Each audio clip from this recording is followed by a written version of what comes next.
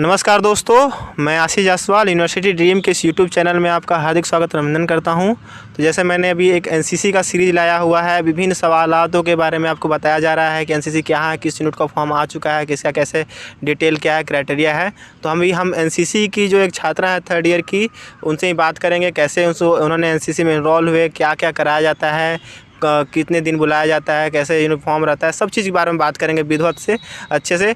एक चीज़ यह चीज़ सभी जो चीज़ होते हैं, जब आप यूनिवर्सिटी में किसी भी कॉलेज में आएँ तो आप देखिए पढ़ते तो हैं ही, पढ़ने हर जगह महाविद्यालय में पढ़ सकते हैं, पर जो चीज़ एक्स्ट्रा बेनिफिट ले सकते हैं जैसे एनसीसी, एनएसएस, स्विमिंग, माउंटेनियरिंग जैसे कोर्स आप करके अपने जीवन में बहुत सारा चीज़ों को कभी कभी बेनिफिट देते हैं आगे के जीवन में। ठीक है, इंटरव्यू में हो गया, आपका पर्सनालिटी डेवलपमेंट हो जाता है इससे। ठीक है, तो आज हम उसमें से एक ही जो है एनसीसी आता है जो सबसे अच्छा होता है।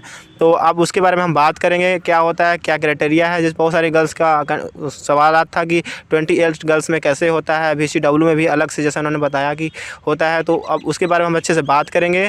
तो आप पहले इनसे नाम पूछेंगे, फिर उसके बाद एक एक करके सारा सवाल के बारे में जानकारी लेंगे। ठीक है, तो पहले अपना ये नाम बताएं। जय Hind everyone, this is cadet Madhavi Namdev from 28 UP girls battalion BHU Varanasi. जैसा कि उन्होंने बताया कि 28 यूपी गर्ल्स बटालियन, तो मैं बता दूं कि BHU में 28 गर्ल्स जो है पूर्णतः लड़कियों के लिए है। आप BHU मेन कैंपस में हो चाहे एफिलिएटेड कॉलेज में हो, तो सभी को ये इनरोल करता है यहाँ पर। तो आप यहाँ से जो भी छात्राएँ हैं आप यहाँ पे ज्वाइन कर सकते हैं। ठीक है, 2 जैन को यहाँ पे डेट है। ठीक है, तो मैं इनसे पहले पूछ लेता हूँ कि क्या क्राइटेरिया रहता है, आप जब आई थी तो कैसा लगा था आपको, कैसे ज्वाइन किया और कैसे आपको पता चला कि ये यहाँ पे 28 गर्ल्स है। तो पहले आप बताएँ कैसे ज्वाइन होता है।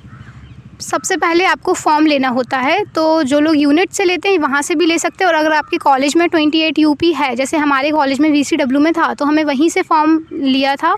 फॉर्म फिल करने के बाद वहाँ पे मेन होता है आपकी हाइट मेज़र की जाती है। जिस दिन ये बोलते फिज़िकल टेस्ट होता है, बुलाया जाता है, तो सबसे पहले हाइट जो कि गर्ल्स कैंडिडेट के लिए 152 सेंटीमीटर होनी चाहिए और वेट होना चाहिए 42 किलोग्राम। इसके अलावा फिर फ़िज़िकल में आपसे रनिंग कराई जाती है। गर्ल्स से पुशअप्स वगैरह नहीं कराए जाते हैं, डिपेंड्स ऑन कि आपके यूनिट में कैसा हो रहा है। बाकी हम लोगों से रनिंग कराई गई थी और आई साइट भी देखी जाती है, ज़्यादातर ऐसा होता है, आई साइट भी देखते हैं। तो जैसा कि आपको पता चला कि आपको हाइट 152 होना चाहिए। अगर मैं ये सलाह दूंगा कि अगर आपका कम भी है तो आप चले जाएं, क्योंकि कभी कभी अगर सीटें खाली रहती हैं तो आपको इनरोल कर लेते हैं। ठीक है, उसमें एक एक्सेप्शनल केस भी होता है। क्या होता है कि जब आपकी हाइट नहीं भी होती है तो आपके एक्स्ट्रा अचीवमेंट्स देखे जाते हैं, जैसे कि आपने क्लासिकल म्यूज़िक से या क्लासिकल वोकल से आपने आगे गए हों, 4 साल की जो डिप्लोमा होते हैं, प्रभाकर वगैरह होता है उनमें, और जो स्टेट लेवल प्लेयर्स होते हैं किसी भी स्पोर्ट्स में, उनको भी एनरोल किया जाता है। तो ये उनके लिए एक्सेप्शनल केस होता है, भले ही वो उस हाइट वाले क्राइटेरिया को फुलफ़िल ना कर रहे हों। तो मैं आपको जानकारी के लिए बता दूं कि मैंने ऑफ कैमरा इनसे बात किया थोड़ा सा, तो इन्होंने अपने बहुत सारे अचीवमेंट बताए हैं। इन्होंने न जाने कितने एनसीसी में मतलब एक्स्ट्रा उसमें भी बहुत अलग अलग काम किए हैं। तो मैं उनके बारे में पहले पूछूंगा, मैं क्योंकि मैंने एनसीसी किया नहीं है तो मुझे पता नहीं है उसके बारे में उतना जानकारी। तो मैं इनसे जानूंगा कि आप क्या कह रही थी उस समय ऑफ कैमरा में, तो उसके बारे में बच्चों को बताएं कि जब वो इनरोल हुए तो वो भी ऐसे काम करें और अपने इन्हांस करें, अपने आप को बढ़ावा दें।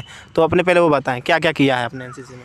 सारी ही जगह पूरे इंडिया में एनसीसी में n नंबर ऑफ़ कैंप्स होते हैं, जैसे कि ATC, CATC, शूटिंग चैम्पियनशिप्स होते हैं, YP होता है, RDC होता है, EBS भी होता है। ये बहुत सारे कैंप हैं और भी होते हैं इसके अलावा, लेकिन ये कुछ प्रोमिनेंट कैंप्स हैं जिनके मैंने आपको नेम बताए हैं। ये सारी ही जगह होते हैं, और IGC इन सब के लिए आपके यूनिट से आपको कॉल किया जाता है। मतलब सबसे पहले एक ऑडिशन होता है बेसिक, तो वो ऑडिशन देना पड़ता है। उसके बाद आप जिस लेवल पर जाते हो वैसा आप आगे बढ़ते जाते हैं। जैसे कि मैंने EBS भी किया था, अभी मेरा 2021 में EBS भी कैंप किया था मैंने कर्नाटका और गोवा डायरेक्टरेट के साथ, जो कि ऑनलाइन था, और जिसमें आपको बहुत ज़्यादा वाइडर एक्सपोजर मिलता है, बिकॉज़ वो स्टेट्स का ही होता है जिसका नाम ही है एक भारत श्रेष्ठ भारत। उसमें अलग अलग एक्टिविटीज़ होती हैं, डांस, डिबेट और सिंगिंग और क्लासिकल, वोकल, फोक, सब तरीके की एक्टिविटीज़ होती हैं। दूसरा होता है जैसे YP, मैंने YP के लिए भी अप्लाई किया था। YP में भी कोविड के टाइम पे थोड़े इंटरव्यूज़ के पैटर्न चेंज कर दिए हैं, लेकिन उसमें ज़्यादातर इंटरव्यूज़ ही होते हैं।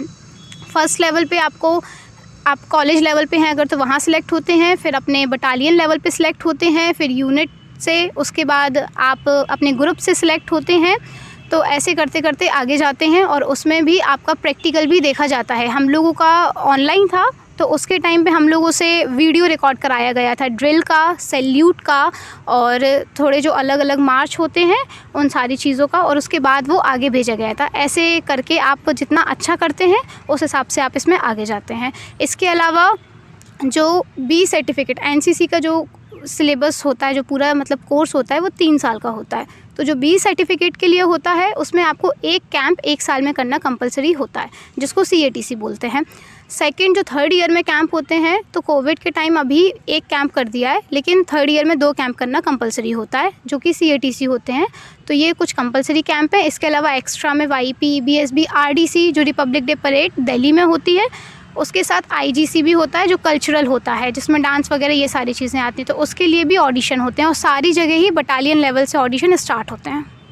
तो आपने ये देखा, पूरा डिटेल है। मैं तो खुद ही नहीं जान पाऊँगा कि क्या क्या उन्होंने बताया, पर मैंने एक बस RDC का नाम सुना हुआ था क्योंकि मेरे कुछ छात्रों, मेरे साथी मित्रों ने किया हुआ था। तो आप यहाँ पे आके NCC बस ज्वाइन करने का ना सोचें, बहुत सारे यहाँ पे काम आपको करने को मौके मिलेंगे। तो आप यहाँ पे माधवी जी ने आपको बताया, अब यहाँ पे 3rd ईयर 28 जो है उसकी छात्रा हैं, कैडेट हैं, सॉरी इनको कैडेट कहना होता है वहाँ पर। तो ये कैडेट है 28 गर्ल्स की।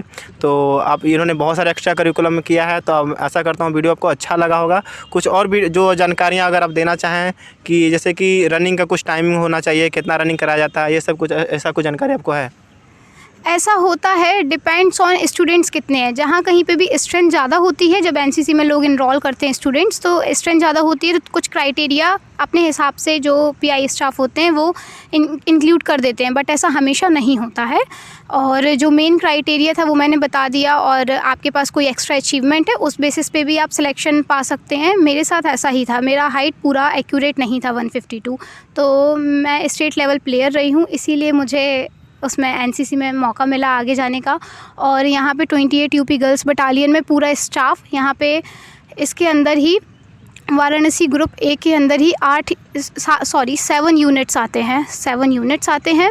और जो यहाँ पे 28 UP गर्ल्स बटालियन है, इसमें 5 फीमेल ANO स्टाफ हैं, GCI हैं, और पूरा स्टाफ बहुत ज़्यादा सपोर्टिंग है। किसी तरीके की कोई भी दिक्कत नहीं होती है। जितने कैंप्स होते हैं, जो भी चीज़ें होती है, सारे स्टूडेंट को इन्फॉर्म किया जाता है। और कोविड के टाइम तो ऑनलाइन भी बहुत सारी एक्टिविटीज़ हुई हैं, पेंटिंग कॉम्पिटिशन्स हैं, स्लोगन लेखन है, ऐसे कॉम्पिटिशन्स है। ये सारे कॉम्पिटिशन जो लिटरेरी इवेंट्स होते हैं, ये भी NCC ऑर्गेनाइज़ कराता है।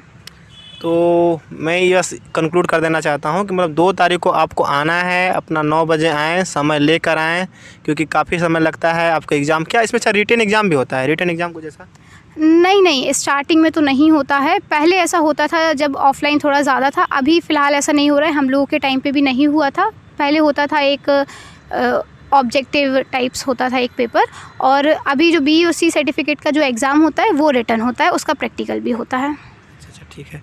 तो आशा करता हूँ वीडियो आपको अच्छा लगा होगा। तो चैनल को लाइक करें, सब्सक्राइब करें और शेयर करें। और आप भी NCC इनरोल हुए 2 तारीख को। मैं जैसे एक बार फिर से आपको दोहरा देना चाहता हूँ, 28 गर्ल्स है, BCW में अपना खुद का है, वहाँ पर यूनिट है। आप 7 UP नेवल में, जिसका 3 तारीख को होना है, वहाँ पे फीमेल के लिए भी है, मेल के लिए भी है। 89 में भी मेल फीमेल दोनों के लिए। और 2 UP EME है जो पूर्णतः मेल के लिए है, और 3 UP आर्मर्ड है, वो पूर्णतः मेल के लिए है। और एक जो एयरफोर्स का है विंग, उनका पहले उन्होंने इनरोल अपना स्टूडेंट को कर लिए हैं, तो वहाँ पे आप आवेदन नहीं कर सकते हैं। जो भी छात्र हो गए होंगे तो हो गए होंगे। तो इसी तरह से आप वीडियो को चैनल को लाइक करें, सब्सक्राइब करें और शेयर करें। और कोई भी आपको जानकारी चाहिए तो आप हमसे जुड़ सकते हैं। अभी मेरा बात हुआ माधवी जी से, जहाँ पे आपको बहुत अच्छे से न जाने कितनी चीज़ों की जानकारियाँ दी हैं आपको। मैं आशा करता हूँ आपको वीडियो अच्छा लगा होगा। तो धन्यवाद।